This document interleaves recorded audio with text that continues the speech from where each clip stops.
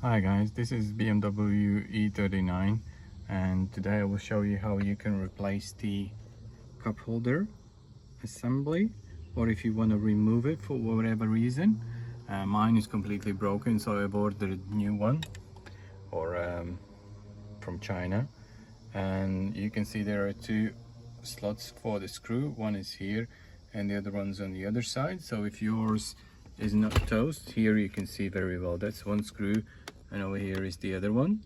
Get these screws out and then it comes out, and slide in the new one, tight the bolts, and you're ready to go.